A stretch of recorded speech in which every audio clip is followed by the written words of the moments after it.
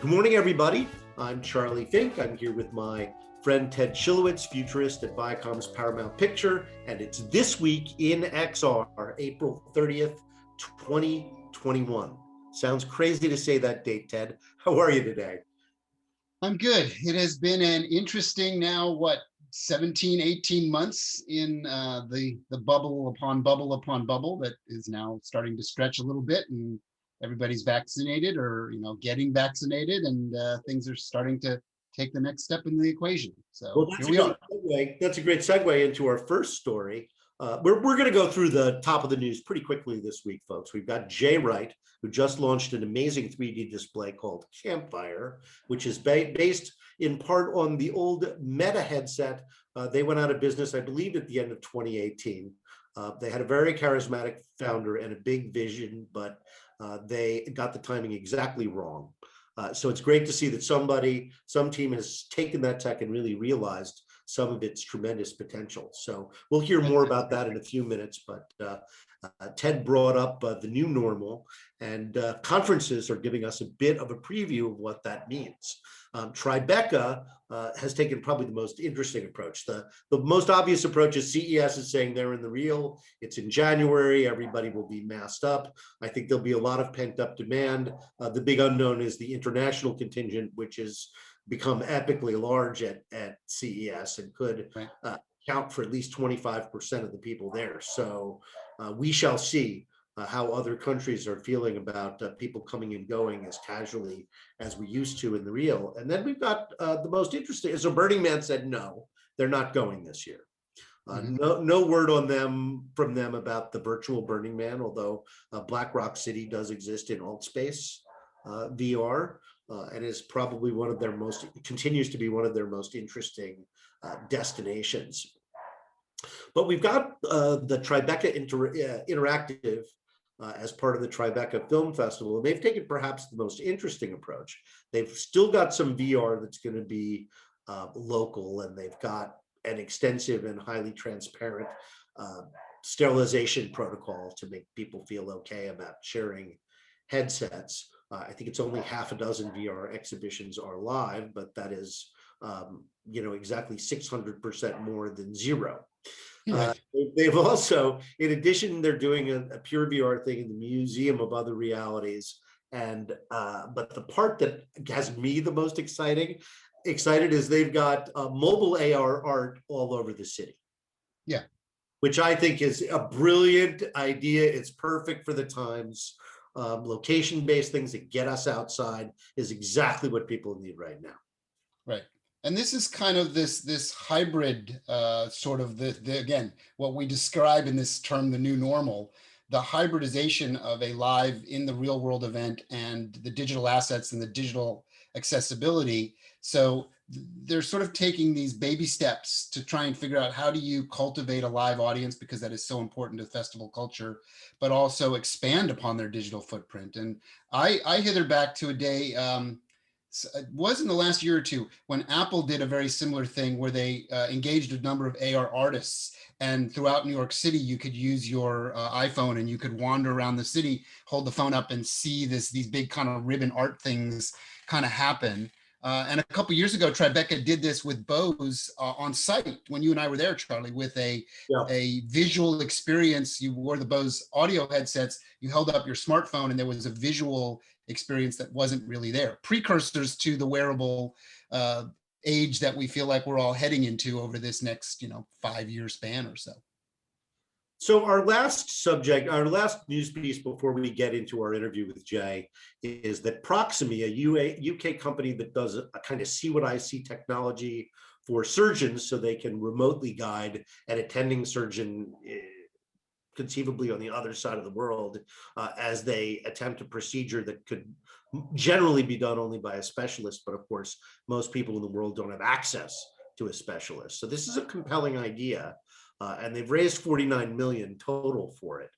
So it's interesting to see AR kind of becoming normal and expected and a regular thing. And of course, it's exciting to see it actually making a life or death difference in people's lives. So I'm sure the VCs behind it, which includes a number of American Silicon Valley firms.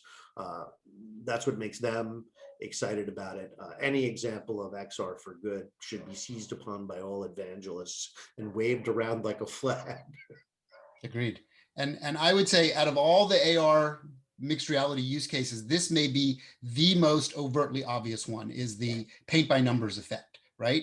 For heavy and light industry and healthcare, kind of the three main verticals, and then every other vertical you want to touch that requires some sort of remote layer to show somebody what to do in a very precise, very, way beyond GPS and ridiculously level. Small, right? I mean, surgery sites are extremely small. So yes, of course. To have instruments and annotations and everything in there, is a bit of an art form, because obviously you don't want to overwhelm the people who are present with too much other information. So interesting, good traction for Proximy and XR in medicine. We've seen a number of these stories over the past few months. So this is clearly something that's happening. Now let's turn to our guest, Jay Wright, the founder of Campfire. Our guest this morning is Jay Wright, CEO of a new XR display system called Campfire. It's a head-mounted display that I used last week, and it has crystal clear optics. So objects float in front of you as if they were really there, with incredibly high resolution. And multiple participants can share the simulation either locally or remotely on any device they have. It is truly amazing and a great pleasure to introduce my friend, Jay Wright. Jay, it was great to see you in the real. I was just saying, Jay is a friend that I take for granted because we just see each other at conferences all year. And all of a sudden, he's like a long lost brother appearing. And not only that, but he's got this amazing new device with him. Congratulations, Jay. Fresh out of stealth with $8 million in venture capital. Tell us a little bit more about Campfire. Yeah, thanks, Charlie. Great to be here. And I've missed seeing you face to face, and I've missed seeing so many people or even talking to them, because we've been in the stealth tunnel for a couple of years. So it's just so great and exciting to be out and about. So yeah, Campfire is really realization of a capability that I've been trying to do for a long time. And I think a lot of people have been trying to do for a long time. I mean, we've all seen these visuals, whether it's science fiction or other AR folks, that, you see these visuals of people standing around a table and they're collaborating with this high fidelity 3D content, and some are actually there and some are remote. And, I think, as most of us know, if we try to stitch together today's devices and applications and actually realize that, like, the experience falls a little short of what those visuals look like. And it turns out that use case, right, of getting people around that high fidelity content, that's really compelling. And that's really, really valuable. Certainly for engineering and design, for sales and marketing and healthcare, defense. I mean, it goes on and on. So look, because, I couldn't make this happen in just software in my past, we decided, hey, we're going to rethink this whole thing, take a few steps back, and do hardware and software that works together and just solve the thing full stack. And that's what we've done with Campfire. By focusing specifically on this use case, we got these beautiful things called constraints that allowed us to design something totally new with a completely new approach and a number of innovations that just get over big challenges and barriers to adoption of the past. So, and Jay, this has an interest. Oh, go ahead, Charlie. No, I was just going to say, the interesting thing is you've really hyper targeted a certain use case and a certain industry, design and engineering. Yeah.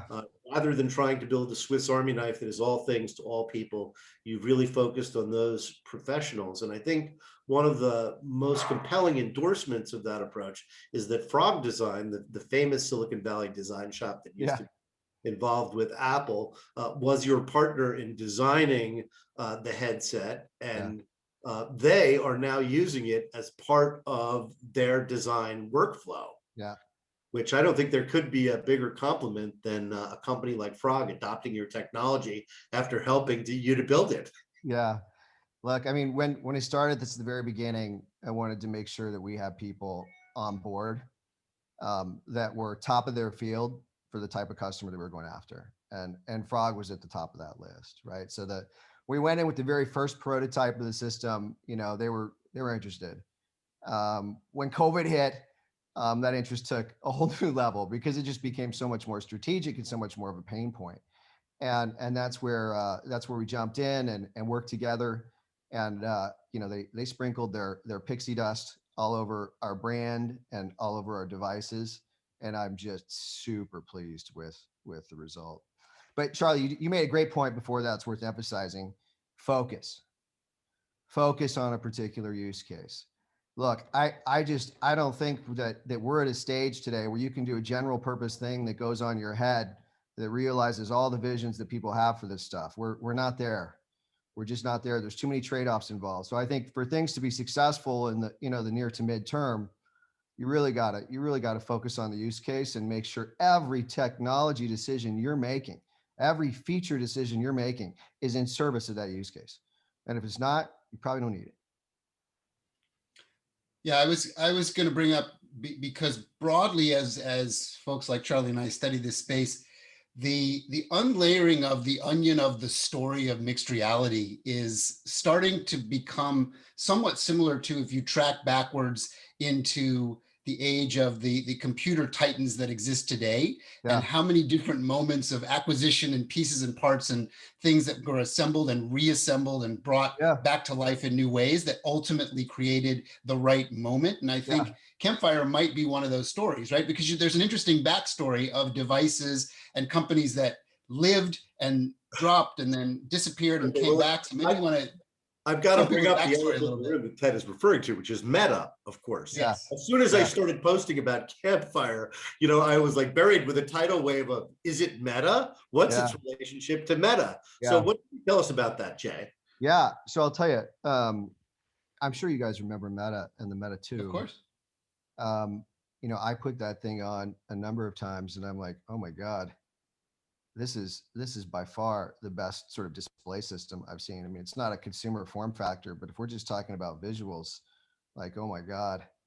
So we didn't do any direct work with Meta when I was running the Euphoria business.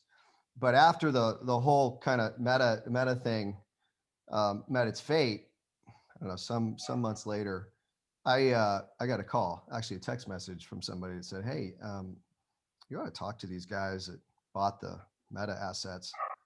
And I'm like, they did what? And so I talked to these guys. It ended up being this OTV, these VCs, and we talked a little bit about kind of what was there and what they'd purchased in this asset pool. And I went and I took a look. I actually went up to the Bay Area and went and took a look at some demos and looked at the patent portfolio. And I was like, wow. Might be something there. There's some interesting stuff. And look, there were three things that struck my interest. Okay, one was there was a next generation like visor, optical element beyond the Meta 2 that was pretty much ready to go and hadn't been commercialized, right? And that was like, okay, key ingredient.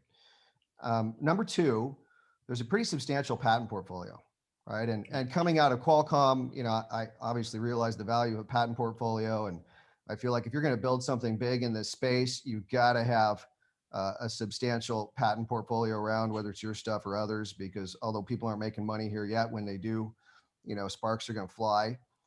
And then the third thing was the brand. Like, I thought there was some net equity in the Meta brand and that we'd use it.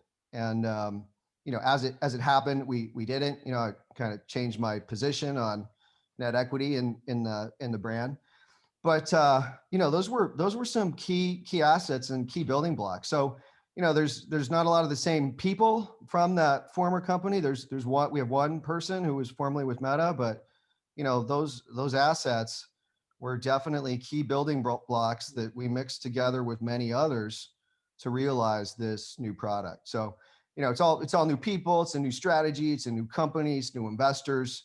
But some of the building blocks we work from came from the Meta company, and there's some great stuff there.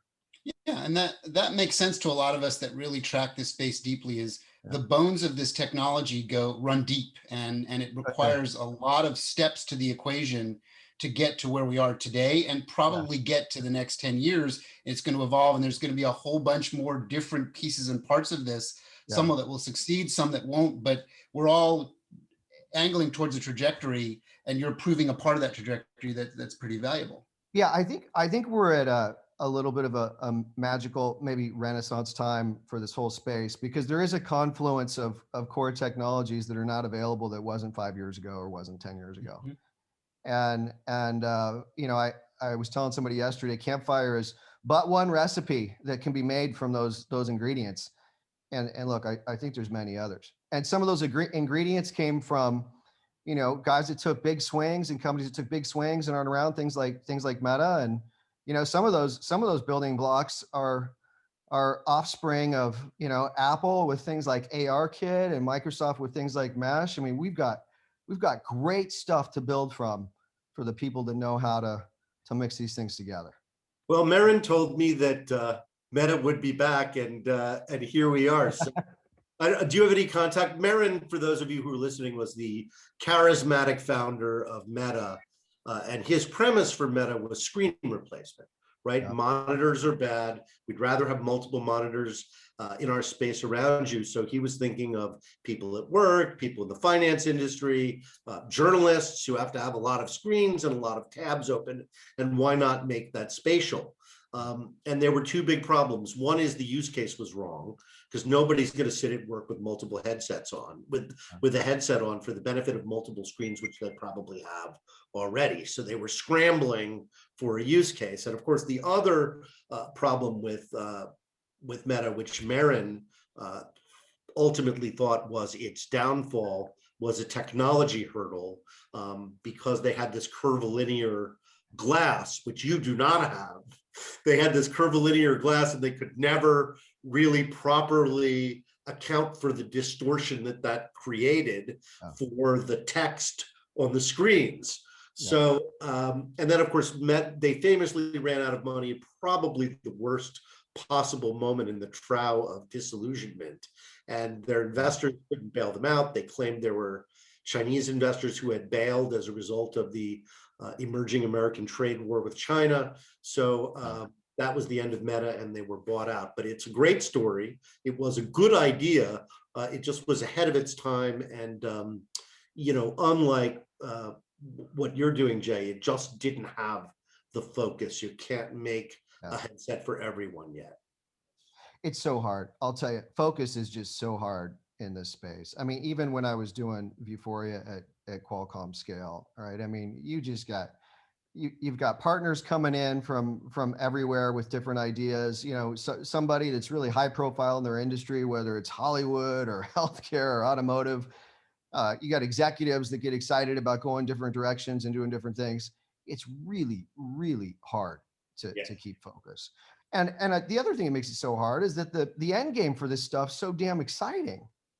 You know, like the notion of a device that could get rid of every screen that we have in our lives. I mean, like, I don't know what's more exciting than that. And I think that gets maybe a little intoxicating for people. Well, because we're not just talking about technology now, we're talking about the future of mankind. So to think that we could have some small effect on that is very intoxicating. Before we let you go, Jay, let's get down to nuts and bolts and just describe to people the whole hardware and software system, because it's not just a headset. The headset is but one output. Yeah, I mean, we tried to knock down a few big barriers. One was the visual experience, which we needed to address with AR. We wanted to take on some of the comfort issues with VR too. So we solved both of those really with a single headset that allows you to switch between AR and VR. It's one of the first ones I've seen. I mean, Nreal does this also, but it's one of the first ones I've seen that really takes advantage of a insanely simple solution, which is if you clip a occluding visor onto the headset, now it's VR. Yeah. I mean, you know, it's that simple. Yeah.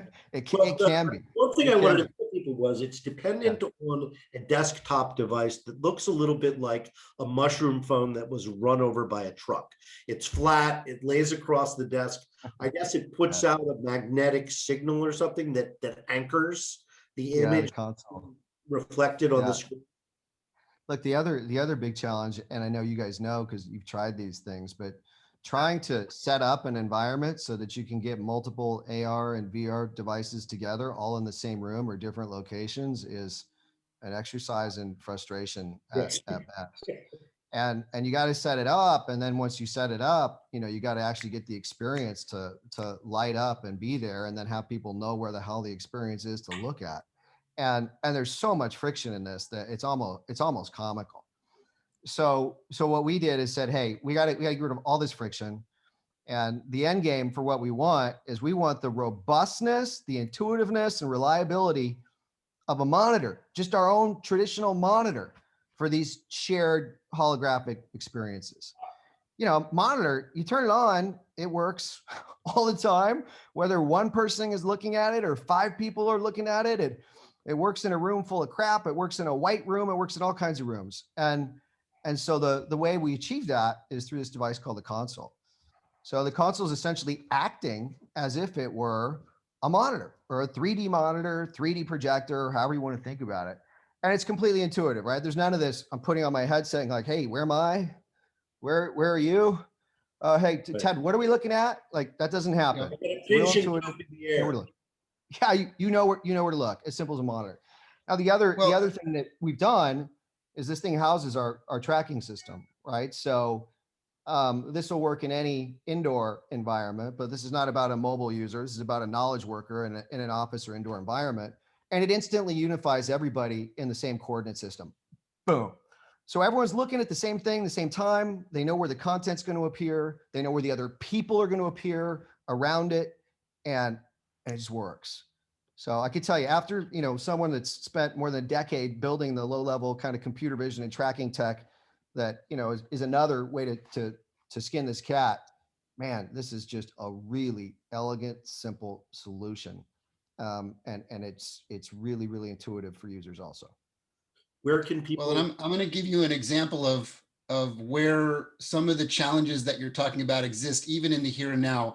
For those that happen to be watching this podcast today rather than listening to it, there are really interesting bandwidth challenges today. Charlie, you've got some issues. Jay, you've been out of sync in the visual for a little while. And this is on a very mature, very now historic platform that has had huge amounts of infrastructure and dollars poured into it. And it doesn't always work the way that it's supposed to. And today is actually a really good visual example. What you're trying to do, and what many others in the sector are trying to do, is really crack the space of the next thing that requires all of this stability that by its nature isn't anywhere close to being stable yet. And, out of the 10, 15 companies that I'm sort of interfacing with on a daily basis, we're nowhere near the end game. And that's actually kind of what might be exciting about it. And Charlie, and I think the thing we refer to the most on this show, kind of maybe our like Northern Star, is that crazy company General Magic, right? And how long ago they started, and how long and how many twists and turns in the road it took to get there. The first smartphone that nobody wanted, because at that time they didn't even have a mobile phone. So that's probably another show, but my first startup was doing software for Apple's Newton. There you go. Same time. And maybe I don't think it's fair. Yeah. Well, maybe just Jay mentioned a little bit about Euphoria, because Euphoria is a really key part of the historical importance of what we're doing, and you were deeply involved in that. And I think our listeners would like to hear about people are still using Euphoria. Many absolutely developers prefer it over ARKit. Yeah, it's a cross-platform abstraction. So I think people that are using Euphoria, they're using ARKit under the hood. There's don't have to worry about it. Yeah, so Euphoria is a product in a business I built at Qualcomm. So actually started out three or four people in R&D doing some virtual reality stuff, and I don't know, I think we spent a couple months kind of going down a VR-like path and determined that AR was going to be a better strategy for the company because it was going to drive a lot more compute and there was a lot more possibilities, and it was something that we could take advantage of in chips. So to make a long story short, I built Euphoria kind of from the ground up to what I think today is still the leading sort of software platform for building AR applications, whether it's for handheld devices or devices on your head. Particularly if you want computer vision is not based on QR codes. Yeah. Yeah. So it's, it's expanded. The whole idea there is very, very similar to, I think, what people are calling the AR cloud, right? So we were trying to give people that computer vision layer that allows them to anchor their content to the world. And we started doing that with individual sort of images, and then moved on to, actual patches of the world, kind of anchors as they're referred to today.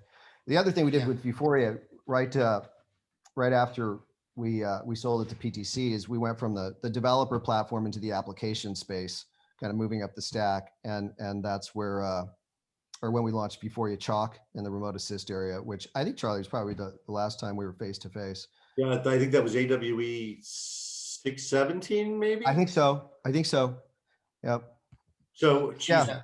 really been Yeah. So going. it was an amazing experience. As you can imagine, doing that at Qualcomm, boy, I got an appreciation for obviously the technology stacks, kind of what everybody was doing everywhere of all sizes.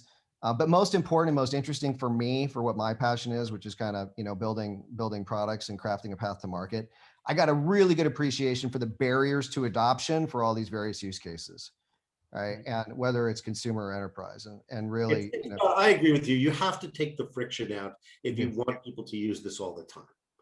Yeah, I would use. It's work. You can force somebody to do something that's inconvenient, but you can't get them to love it or to want it.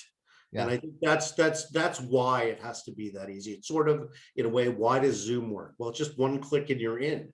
Has to.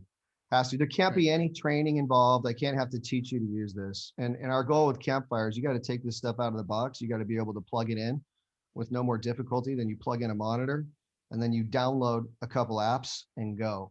That's how easy it's got to be. I agree. Yeah, Jay, and I would say Euphoria was one of the original, you got to start somewhere to get somewhere moments. Like that's the hardest part of this business, is people that are starting new things and new ways to visualize and create the world around us within compute. And then many generations later, we get AR Core and AR Kit and all these other iterations, but it all had to start with people like you that were kind of dancing the dance when the dance floor was really rocky, like impossible to dance, right? And I think that you get a lot of credit for that in my book. Hey, we're out of time, you guys. We could go on, obviously, for hours, the three of us.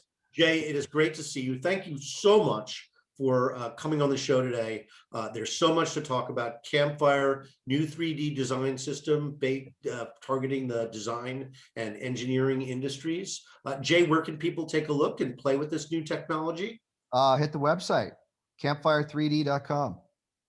Great. They're giving trials to corporations. You could sign up if you are there's an early access program. It's called our Pioneer program, and there's an application there. So hit the website and apply, and we'd love to engage.